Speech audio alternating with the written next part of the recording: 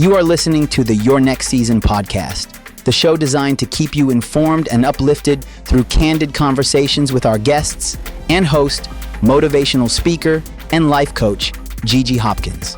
Be sure to like and subscribe. And now, here's your host, Coach G. Hello, and welcome to Your Next Season podcast. My name is Gigi Hopkins, and as I always say it, I'm super excited about today's show. Listen, today's show is going to be so impactful. Sometimes, on this show, I told you I was going to be bringing things that are going to bless the community. And I know that this particular show will do just that. Today, we're going to be exploring the stories of resilience, growth, empowerment. I have a very special guest with me today who has turned her personal journey through trauma, addiction, foster care, domestic violence. I mean, a host of things. She's turned that into a source of hope and guidance for others. And she is one of the co-authors in a book called SurvivingHER. I want to hold this book up. Listen, there were a host of them who did the book. I want to make sure I just kind of show that. But my special guest is sharing her story and just shedding light on the challenges that a lot of women face. And, I love it because of the transparency, because a lot of women face these struggles, and she's just offering insight, courage, and encouragement. So I want you to help me welcome my very special guest, Tiffany Jones. Tiffany, welcome to Your Next Season podcast. Thank you. Thank you so much for your yes. So, Tiffany, you are in what's called an anthology. A lot of people are doing this today. So, you're an author slash co-author of this book, Surviving Her, but your story is entitled, I'm Still Standing. Tiffany, I get goosebumps just hearing the title alone. So tell us a little bit about, before we dive into this great read of yours, let's introduce the world to Tiffany Jones. Who is Tiffany Jones today? Tiffany Jones is a mother. Tiffany Jones is chosen by God. Tiffany Jones works full-time as a logistics management specialist. Um, Tiffany Jones is still standing, still here, and just grateful. Yes. I love it. And Tiffany, listen, I'm still standing. That alone is powerful. When I read this, so this came out last year, this time Yes. almost. It was Yes. very close to this time last year. And I remember saying, oh, that's Tiffany. She's in that. I got to support it. And so when I reread this, because I read it last year, and I immediately, once I got it and read it, I immediately contacted you and said I wanted to interview you. And then the podcast kind of went into this hiatus mode. And when I got it back, I said, I've got to still interview Tiffany, because when I read this, I supported you because I wanted to support you. But today I'm interviewing you because you're a survivor, and I want the world to know your story. So tell us a little bit about the nuggets in this book. Tell us, you share so much. I'm trying to hold back tears, is what you see happening on this live screen right now, because there's so much in this book that you share. As I said in our introduction, you share about domestic violence, you even share about suicide, you share about foster care. That takes a lot to be so transparent. You told us about Tiffany today. Tell us about the story in Surviving Her. Tell us about why you say you're still standing. Okay, so I'm gonna try not to cry. Okay. Okay, so initially, I was born to a mother that was on heroin. I don't know my father. My grandfather ended up getting custody of us. He was an alcoholic. So oftentimes we were beat, beat. Mhm. And it didn't matter with what or how. We were beat. I still don't even remember a time that nobody in the household told me that they loved me. Mhm. Moving forward, I started running away from home. It didn't feel safe, and started getting connected with different guys. Yeah, somebody that was in the family, he started groping me. I was maybe 11, Yeah. 10, 11, not understanding what was going on. Yes. Um, Yes. and then I started pretty much running away and started using drugs, or not, experimenting with drugs, Mhm. um, and talking to guys that was like twice my age. Yes. Yes. 22. I'm 11 and 12 talking to, or dealing with guys that was 22. Um, I think in all of that, I was pretty much looking for my safe place, or Yeah. trying to find love in the midst of that. Hmm. Um, I ended up going to foster care due to running away and being in the streets. In foster care, I was still very rebellious, still running away quite often. They Hmm. wouldn't see me for 4 or 5, 6 months, but at that time, I had grown accustomed to dealing with older guys who, in a sense, they kind of made a way for me to be okay. Yeah. Um, Yeah. yes, so I just was living the street life real fast, very, very Yeah. fast. Hmm. Whatever I had to do, that's pretty much what I did to be able to survive. Hmm. When I would get tired, I credit this to God. But when I would get tired, I knew I could reach out to the staff members, the social workers in the foster care system, and ask them, "Can I come back?" And they knew, I know they knew in the pits of their heart that I was just gonna run again. But they would Hmm. always let me come back, and I would get a reset, start over, try to do something different, and go right back to the streets. Hmm. And in the midst of all that, I was raped. Mentally, I wasn't capable of being able to say, yes, this is what I, and I'm just being honest, Hmm. through all those years. So I felt like the way to make somebody love me was to have sex or be Yeah. available in that nature. Yeah. And that came a lot with abuse, people hitting me and pushing me Mhm. and fighting me. But due to being beat growing up, I thought it was the norm. I thought that's what Yeah. love looked Absolutely. like. Yeah. And at the age of 19, I had a mental breakdown, and I Hmm. asked the social worker, could I come back to foster care? Mind you, at that time, I aged out. So Yeah. the only option I had was to go to the hospital. And Hmm. I did. I did. I went to the hospital. I was suicidal. I was over it, just over life. Hmm. I actually got to a point where I walked down there to the Hall Street Bridge, and the person that was following me, I just told him I was going to jump. And I felt like jumping at that time. But God, God. but Yeah. God, no, as soon as he walked away to get an ambulance, I went under the rocks and I just sat there and cried and prayed and cried. Hmm. And that's how life kind of started over for me. I went to the mental hospital. They diagnosed me with PTSD. Hmm. And from that diagnosis, I went to Caritas, which is the homeless shelter. I stayed there maybe about 6 months or so. But in that, I realized, well, God used that situation to show me that a lot of people had it way worse than me. So I need to be grateful for what I had, be Yes. grateful to Yes. be still dealing with situations where being able to think straight and maneuver and not being able to talk. Some people couldn't even talk because they had been so traumatized. They didn't know Hmm. what to say. Um, God blessed me with some good people. My old supervisor from the post office, she let me stay with her from being in Caritas. Hmm. And I went to stay with her, and life changed big time. That's not to say that I didn't still go through struggles. Even with Yeah. my kids' dad, he was abusive, and I stuck in there. But my mindset was different, way Yeah. different. So even Yeah. though, I was somebody's punching bag, I still got up and went to work.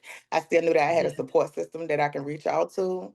And oftentimes we had the bad. We don't want to tell them the negative, but being that they was there, it helped me be able to get through it. So that's a snippet, Yeah. I guess. Well, listen, I want to say to you, Tiffany, that I admire your courage. I admire your bravery. In your part of the story that you share, one of the things that really stuck out to me, first of all, I loved your but God moments that you would share, things that happened to you, but you would end it with but God. And reading this story, I can truly see that God had his hand on you through it all. Because the first part of your story, you share your mother was a heroin addict, you were conceived out of prostitution. The transparency in this book is mind blowing. You mentioned just now about rape, but I want to put the age to it. You talked about that in your story. You were 11 years old. I'm 55, and I can just remember family members saying, "Oh, she's frisky, she's fast," Mm-hmm. but no one stopped to ask, why is she frisky? Why is she fast? If people would do that, and I wanted you on this show because your story mirrors so many of our stories, and no one is either bold enough to share it, confident enough to share it, or feel good enough about themselves to share it. So the fact that you put this in print is amazing. I just want to say thank you for that. What was your most painful story to share? Um, I think the most painful story to share for me was talking about my mental health. Today, so many people look at me as being just strong. Tiffany is strong, Tiffany is a believer. So many people feel like they can come to me, and Mhm. I credit that to God. But I also tell people I've been through so much, I understand. Yeah. Yeah. So to be able to put that out there, like, hey, Tiffany dealt with depression, Tiffany dealt with PTSD, Tiffany Mhm. even now, still goes through stuff. Mhm. I think that was the biggest part to share because a lot of people don't know that about me. Yeah, yeah. And I know you from a personal level as well because you were a student of mine. And again, most people are like, oh, she got her on because she was a student. No, I wanted this story to be shared because when you were a student, I remember you coming into the class. I remember self-confidence wasn't your strongest suit. You would doubt yourself so much, and I'd go right into mama mode. No, you got this, Indeed. Tiffany. You got this. But now it all makes sense to me. And that's why when I read this story, she has to come on your next season podcast because you represent so many women. And I think the patterns that your story tells, the patterns of abuse, different forms of abuse, but it's almost like when we are children, I don't think our parents realize they set us up for patterns of abuse because abuse comes in with so many different faces. It comes with the verbal, it comes with the nonverbal, just the gestures alone. It comes with the taunting, it comes with the threats, the bullying. And I remember, Tiffany, I forgot what page it was on because you've got like a 15-page spread in this. I counted 15 pages. Listen, I marked this book up so much. I don't know if you guys can see it, but this book is heavily marked. But in one of your, I think it was the story you shared, I think it was your second husband. And it nearly broke me to my core when you talked about how you had already dealt with physical abuse from one husband, but this one would sit and click his gun, And that, yeah. just clicking it as a form of threat. And when I read that, the first word that came to me, what a bully. That is bullying. And I want to know, Tiffany, how did you get to today? If someone was listening to us right now and they're contemplating suicide, they dealt with rape, they dealt with molestation, they dealt with abuse, the verbal, the nonverbal, the bullying. How do you get them? What would you say to them to tell them to stand and to keep going? I think not I know the biggest thing for me, like Mm. God use anybody, he can use anybody to talk to you, Right. right? That's So I right. had a coworker, which is now my brother. I consider him my brother, but he would tell me often, Tiffany, God deemed you worthy from the very beginning. I think the Mhm. biggest thing is realizing that we deserve good stuff. We deserve to feel Yes. safe. Yes. God wants that for us. And when it's unfamiliar or it's uncomfortable, you choose to stick to where you're at. Mhm. I think learning how to know. Sorry, my son walked in. That's okay. Look, this is what happens when we do virtual. It's okay. Hey, son. Um, he just woke up. But I think the biggest thing was actually realizing that God deemed me worthy. My Yeah. identity was formed in Him. So no matter what somebody said, I wasn't. Because oftentimes we hear where we aren't. If you listen Oh, to, yeah, if you listen to who God says you are, you can mm-hmm. never go wrong. So Yes. that helped with my confidence. That helped me to be able to know that I can stand up and know that God got me no matter the situation or the time. With my ex-husband, with the one I left 3 years ago, Mm-hmm. he was abusive, but being that he didn't physically put his hands on me, he would sit on me and Mm-hmm. things of that nature. But being that he didn't physically ball his hands up and punch me, I thought it was better until I Yes. realized that emotional abuse is just as taunting as physical. So Yeah. eventually I just said I couldn't go through this no more. My kids, I refuse for my kids to grow up in the system. It's Mm-hmm. generational curses. You know what I mean? My Yes. kids couldn't go through that. So I walked Yes. away. Yes. Um, with nothing and just rely on God. The whole time it was this scripture going through my head and it said, "Be still and know that I am God." Yes. And even to this day, that's what I go off of. No Yes. matter what, I know He got me. So if I just stop trying to do my own will, stop trying to make my own way, because my way ain't the right way. Mm-hmm. I realized that big time. Yes. Yes. Yeah. Um, and just be still for a moment, that He'll Mhm. work it out. And it also starts with your mindset. So Yes. anytime you have those thoughts of, anytime I have Mm-hmm. those thoughts of feeling like I'm less than, or um, I am a hazard to the world. I ain't gonna say not hazard, but the Yes. world doesn't want me or don't nobody like me, because that's the attack of the enemy. Anytime I Absolutely. have those thoughts, I go back to that scripture, be still, know Yeah. that I am God, because Yeah. He created you for a purpose, you know? Yes. Absolutely. And I love that. And I think, Tiffany, somewhere in your story, I believe you had the scripture. I know the plans that I have for you, your plans to prosper. And that's what I see. Just knowing you from being a former student, watching you on social media, I have watched you grow tremendously. And in this book, you share, I mean, you hold nothing back. That's what I love about it. One thing about me, I'm super transparent, and I love when someone else is transparent because that's how we bless folk. In this book, because I still believe it's happening today, you talk about how you got accustomed to the streets. Mhm. And then you talk about, which I love, and most people won't understand this at all. They people have clutched their pearls moments. So I'm gonna say, I love that. That's just your son wanting to hug up on mama because he knows mama is sharing something very vulnerable. So I appreciate these moments. I have no problem with that at all. But in here, you talk about how you learned how to navigate the streets. You learned how to work it for your good. And there was a very vulnerable, candid, transparent moment that you spoke about how you actually used your walk. You used your eyes to seduce. And I'm bringing this up because Tiffany, it still happens today. When we're backed up against the wall, we do whatever it takes. You learn how to survive.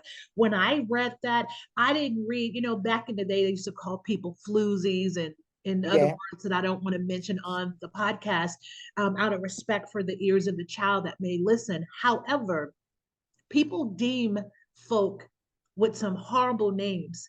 When I read that story, when you talked about you had a walk that would kill, eyes that would seduce, and you were down for anything, I didn't read that as a person who was loose, fast, or frisky. I read that as someone who was in survival mode. You even talked about a time when a group of you were living with this person who was, I think, in his 70s. And when you read it as the reader, you can't wrap your head around how a 27-year-old man would chase after a 15-year-old because they should know better. At 15, I don't care what anyone says, you don't know better if at 11 you were raped, at 9 you were abused, at 8, you were abandoned. At 7, you were abandoned. At 6, you were rejected. At 4, you didn't know who you were because you didn't even know where you came from. You knew your name, but not your identity. So I don't think you knew better. But you mentioned a story in here, a scenario in here about a 70-year-old man letting you and a group of your friends live with him, but that came with a cost. And Mm. you talked about how one of the friends took the heat for everyone else. And so I'm assuming that meant that he wanted sexual favors. If Yes. you could speak to that Tiffany that lived in that moment, that Tiffany that was in survival mode, if you could speak to her now, what would you say to her? Uh, if I could speak to her now, uh, so I think a little different in a sense, and I believe there is no testimony without first having a test. I would tell her that you should love yourself because you are absolutely amazing. I Yes. would tell her that everybody's not your enemy because when you're going through things of that nature, even the people that's trying to help you, you feel like they don't have your best interests at heart, especially with me because I dealt with abandonment issues. Mhm. Mhm. Um, but even in that, everything you go through makes you who you are today. Um, so like I'm just grateful and thankful that I was able to go through that and still Mhm. be here. Mhm. Um, I was telling a friend of mine the other day, the word tell us to wait till we get married before Mhm. doing certain things. Mhm. Now I understand why. You know what I mean? Yes, yes. Completely understand why. Because your husband, your person, that will be all you know. You Mhm. know? So it'd be the best thing ever. Yes. But honestly, I really believe that everything we go through is for a reason. It's for a purpose. We go through stuff to be able to help somebody else. And I really believe that. Yes. So I wouldn't take anything back. I just Yeah. say, girl, you amazing. And that's how I feel. I love that. Girl, you are amazing. Listen, if you are just tuning in, you're tuned into the Your Next Season podcast. And some of you know that I'm always super hyped and all of this, but today's we're talking with Tiffany Jones, who is a co-author in a book called Surviving Her, and her story in the book is entitled "I'm Still Standing." And so Tiffany is sharing with us some very personal and transparent moments in her life. We've been talking about you contemplating suicide. We've talked about rape. We've talked about you being in domestic violence situations that kind of started when you were a kid. It didn't Mhm. start when you got married. It started when you were a kid. And one of the things in reading this and hearing you even today, Tiffany, I hear that we grow accustomed to things that we see as the normal. And you mentioned it earlier. You thought abuse was normal. You thought it was what happens, and this is so many of our stories. And so again, I thank you for this courageous testimony, because you're right, without a test there is no testimony. I love the word purpose, and I love how you say, because there is a scripture in the Bible that says count it all joy. There was a purpose for this, and there is a purpose why you're sitting here now, because there is another Tiffany Jones out there. And if we could say anything to save her, to let her know that, listen, what you're in, if it doesn't feel right, it probably ain't right. And I know that was not grammatically right to say or correct. So none of you educators come for me. I said that way on purpose. If it doesn't feel right, it ain't right. Get out. Now, Tiffany, I say get out, but you and I both know it's not quite that simple or quite that easy.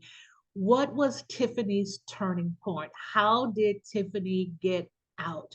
Because one thing I will say to you, sister, you don't look like what you've been through. So there had to be a turning point. Um, Here recently, the turning point for me here recently, oh, well, 3 years ago, when I finally walked away from anything that could hurt me. That's what I'm gonna say. Um, Ooh. was For me, I believe it was knowing that just because they were my circle, that don't mean that's who was meant for me. Mhm. The people that were on the outside, that at one point in time I would have been threatened to even deal with because I felt like they wouldn't understand me. Just because they were trying to do something to help me or say something to help me, those people helped me see light. So eventually it was like, okay, Tiffany, you can do this, and realizing Yeah. that you have a support system outside Yeah. of the people connected to you, because those people will tell you you ain't nothing, you ain't gonna never be nothing, Yep. or you think you better than. That was the biggest one. You think you better than.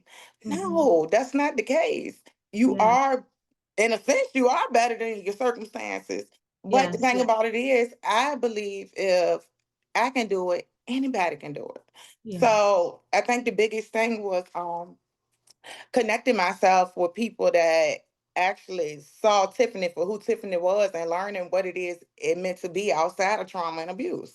Mm-hmm. Um, you have to come up with a plan. So I did. I came up with a plan. A year prior to me leaving, I had to figure out what was going to happen with me and my kids, because it's not easy. It's not easy out here. We see our times are. So I Yes. found formulated a way to try to save on the side, or Mm-hmm. look into different resources. I went back to school. That was one. Things of that nature. And the last straw, my child ended up getting hurt, and that was it. That was Mm-hmm. it. Yeah. My ex-husband smacked my daughter in her face, and that was it.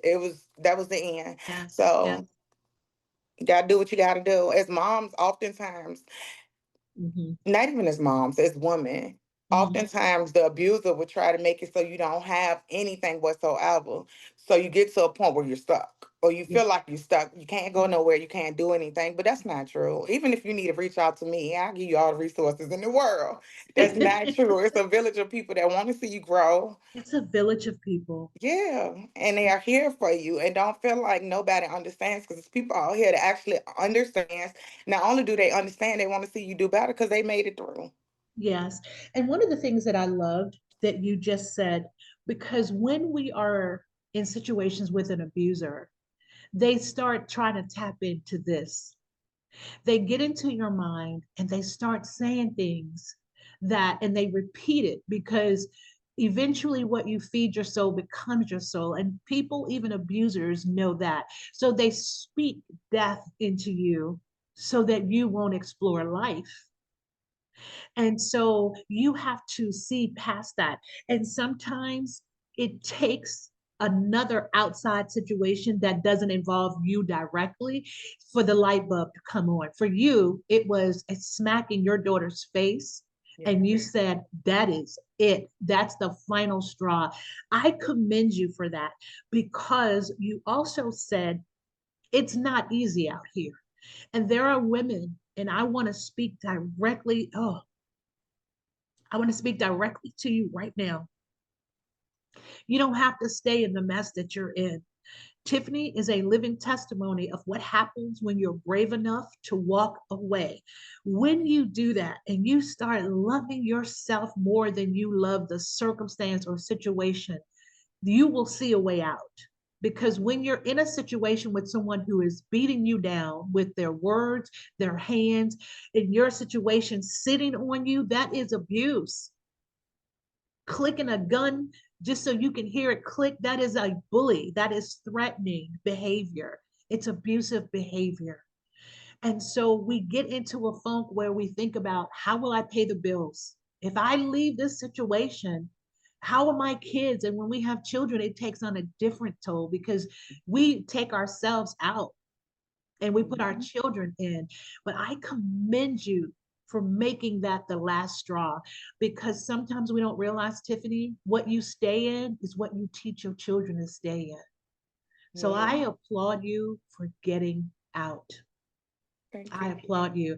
And I want to say this, it's not easy. When I read this 15 pages in this book, and like I said, I have marked it up so much. When I read this, I thought, wow, who knew? Because Tiffany, when I looked at you, when I saw you, I knew you had a story, but I didn't know how much of a survivor you were in that story. I remember, I believe I met the last husband, and I would have never thought in a million years, like a lot of people, you wrote in your book, a lot of people would have never thought, because I looked at what it looked like from the outside. Mhm. And, I would say here, I wish I would have known, because I could have tried to do something. But like you said, there was a purpose. And your purpose is exactly what we're doing today. Your purpose is to share with someone else. else. There may be a lady that's in that don't know how to come out. What would you say, Tiffany, is a main resource to start? Woo. Um, I would say, okay, so you have 211 that you can call. But Mhm, for me, it was my church family. mhm, Living, we went to church every Sunday. And again, appearance, we appeared to be fine. But when it was the last straw, I reached out to my pastor and I was honest about what was going on. This is what happened. Um, and they intervened. Sometimes you need an intervention. Don't feel like you have to face the world alone, because that's how I felt. As long as I was strong, I'm strong, so I don't have to tell nobody. yes, But yes, that's not the case. Some reach out to your support system, somebody that um not somebody that's engaged with the two of you all more so, but mhm, somebody that actually can have your best interest at heart. yes, So what I did was went to my ministers in my church, mhm, and I have recorded a video of what happened.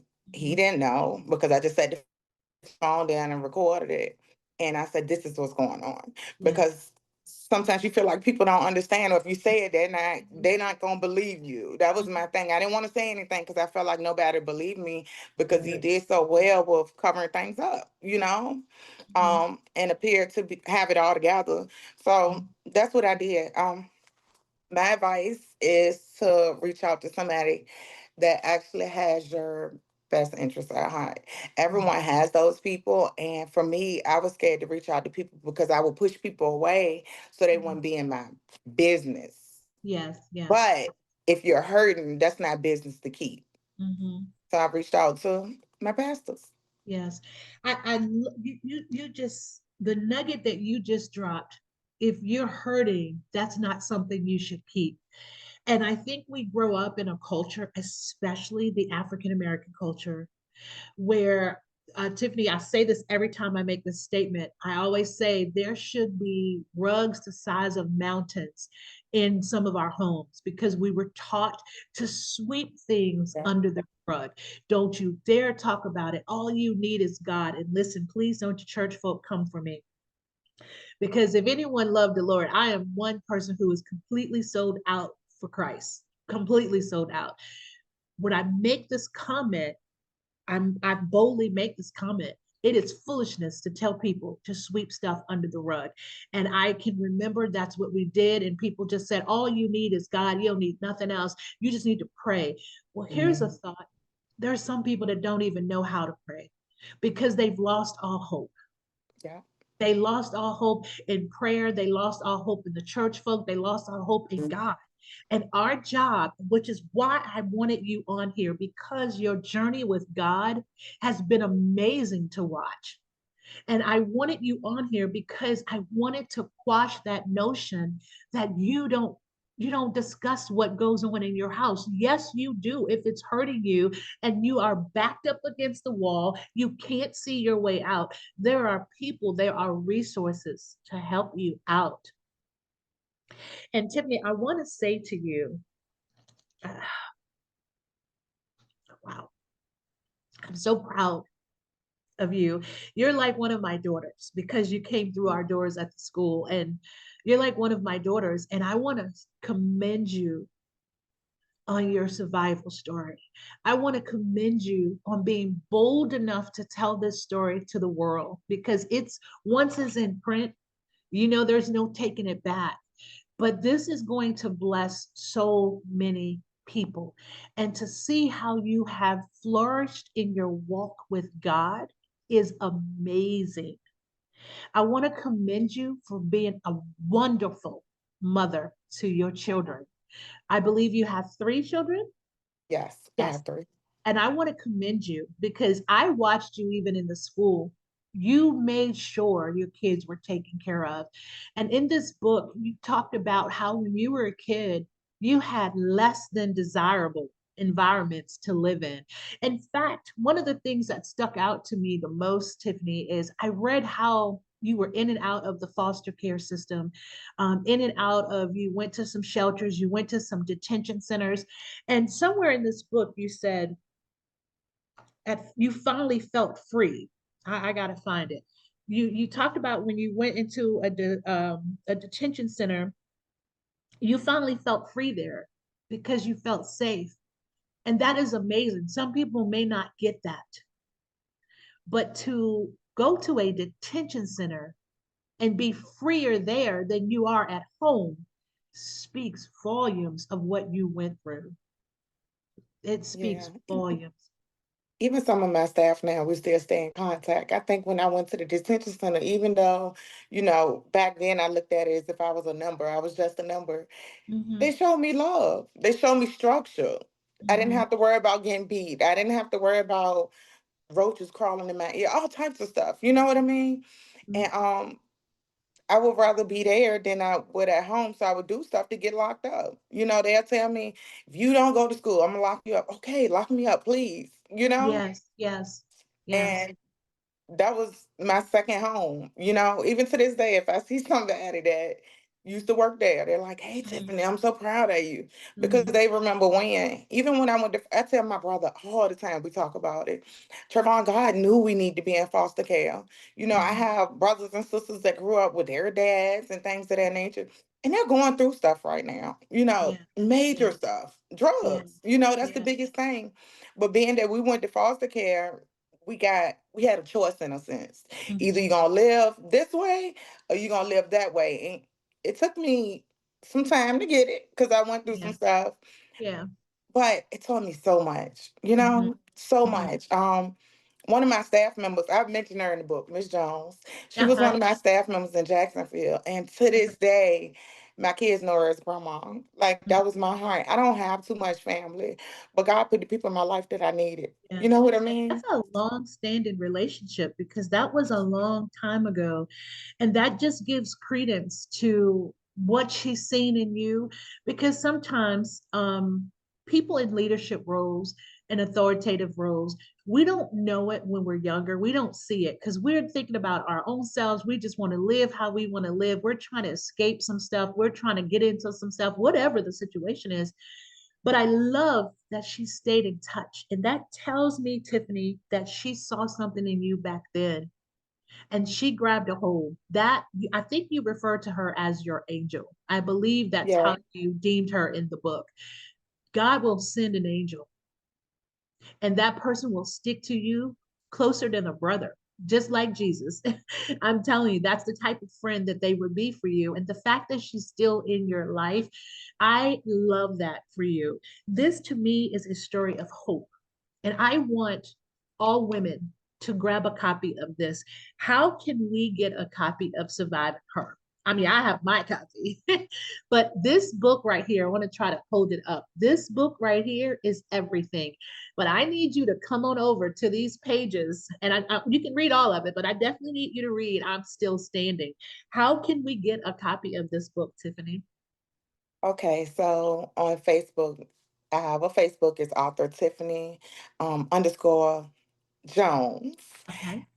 And the link is on there. Also, if you go to Square, it's Purposefully Given LLC, and you will see the link in there. You can click on it and purchase it. It's 24.99, Mhm. and yeah, I ship it out And listen, immediately. and I don't just say this because I have a lot of books, Tiffany, in my library. I really do. And I Mhm. read them and some I just put back on the shelf. But when I read it and I pull out that red ink pen, I click on the red on this ink pen here, I mark it up and then I say I need them on my show because I believe that your story is so impactful. Listen, women who have gone through anything, this story of Tiffany's, I'm Still Standing, it speaks to overcoming abandonment. It speaks to overcoming rejection. It speaks to overcoming abuse. It speaks to overcoming being cheated out of a childhood because that's how I see it. Being cheated out of a childhood, it speaks to all of those things. This blessed me. We have, and I try very hard not to incorporate me in stories when I'm interviewing someone, but this has been a fraction of my life. So it was very relatable. And that's why I mentioned it.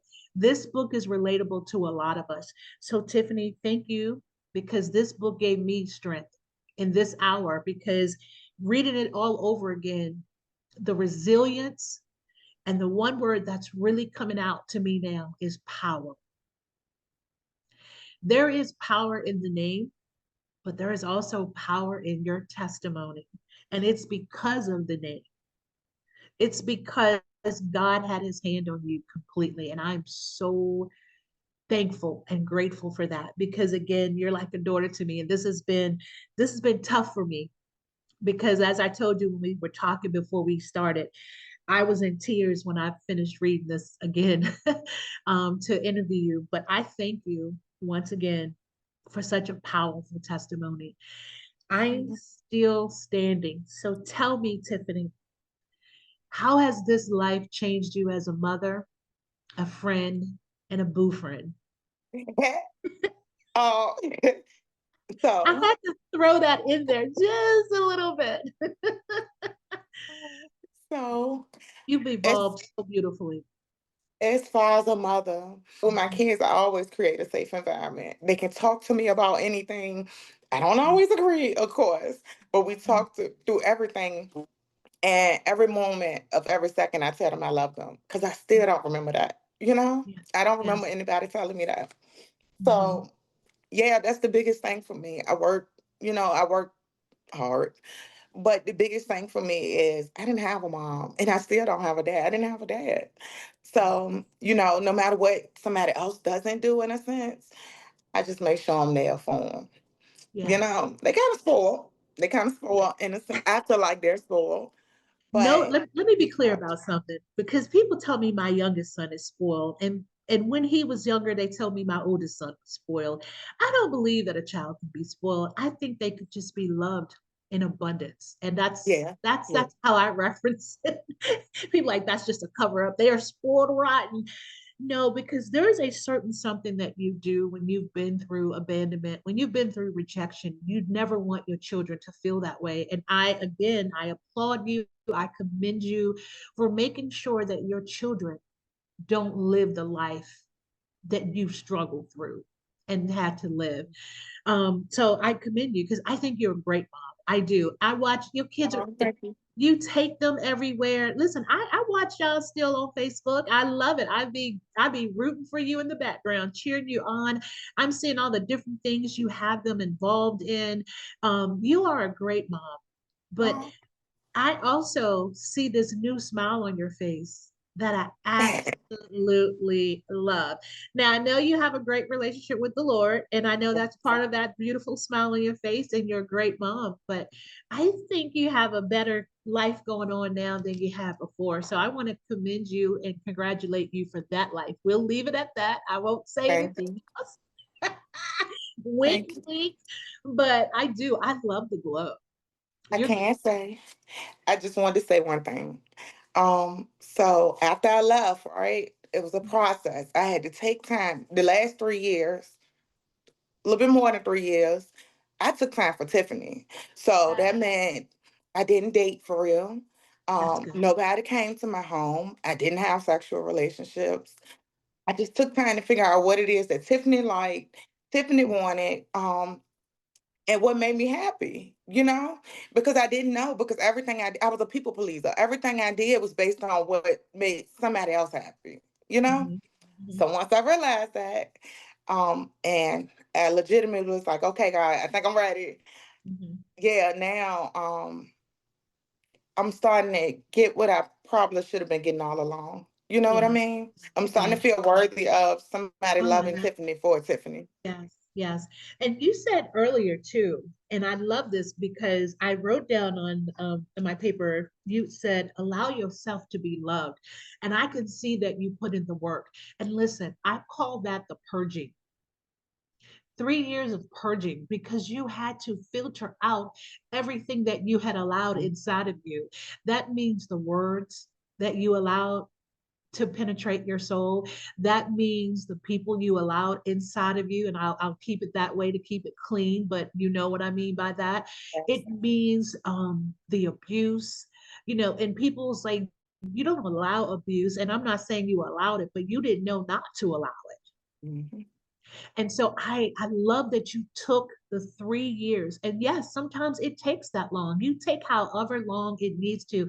And I want this to be a lesson to all women that are going through stuff. And let me be clear, because there are men that are in abusive situations as well. So I will say this to be politically correct. For anyone that's going through anything or have been through stuff and don't know how to come out, I think one of the greatest things that Tiffany mentioned that she's done is took time to find Tiffany. Mm-hmm. And that means isolating yourself sometimes. That means stepping away from the crowd. That means stepping away from the people. And you may remember this, Tiffany, because I think I said in every single class, if a person doesn't add to your life, they take They away take from it. it. Yep. And so when you have those takers, you need to start giving them the exit, giving them the stop signs. You stop here, you get off here. This is your end, because you can't put in the work if you keep allowing that stuff to resonate with you. So to take the 3 years to be completely abstaining from everything except for getting to know Tiffany, that's a beautiful story. That is a beautiful self-love story. Mm-hmm. So take the time that you need to purge. Tiffany, once again, thank you so much. Wow. This has been so powerful and so impactful.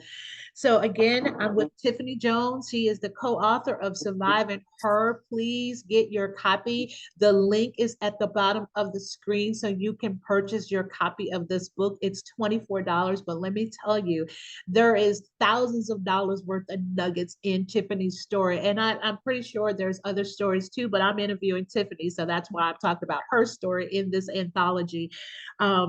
Tiffany, I love the rawness of it. I love the realness of it. That because that just is a testament to who you are and to see where you are now. I truly thank God for your journey. So thank you for coming on your next season podcast and sharing your journey with us. This has been a blessing. I want to ask you something, Tiffany. Are you open to going out and speaking and sharing your story on platforms that will bless other women? Because I think you are someone that would be a great person to be booked. Now, Tiffany didn't ask me to do this. She had no idea I was going to say this, but I know what I'm seeing. And I see your voice helping change so many women's lives. And I want to see you on platforms sharing the same story. I don't think your story should just be encapsulated in this book. I think your story needs to be told to the masses because there is deliverance, there is healing, and there is newness in sharing your story. I feel like, and you can help me end it on this note, do you feel like putting this in print has helped with your healing process? I believe sharing my story has definitely helped. I think the biggest thing was feeling like, or not even feeling, knowing that I went through this stuff to help somebody else, you Yeah, know? So that's a healing process, but it also helped with my self-worth as well, because I will yeah. oftentimes hide or feel like I have to be funny, the funny girl, Mhm. just so nobody would notice my pain. But Yeah. now my pain is healing others, and helping others. I see it Mhm. all the time, even at Yeah. work. People are like, Tiffany, I couldn't imagine. But if you can do it, I can too, you know? Yeah. And I really Yes. believe that. Yes. Well, thank you so much once again, Tiffany. I thank you for being a guest here on Your Next Season podcast. I'm excited to share this with the world. And I also want to take time to thank our sponsor for this particular show, Be Inspired Boutique, that is located inside of the Painted Tree in Glen Allen in booth G10. So stop by and visit them for some inspiring pieces, whether it's jewelry, a self-help book, t-shirts that inspire. So thank you once again, Be Inspired Boutique, for sponsoring this show. And this is Gigi Hopkins saying until next time, be blessed. Thank you for listening to the Your Next Season podcast, the show designed to keep you informed and uplifted through candid conversations with our guests and host, motivational speaker and life coach Gigi Hopkins. Again, thank you for listening, and don't forget to like and subscribe.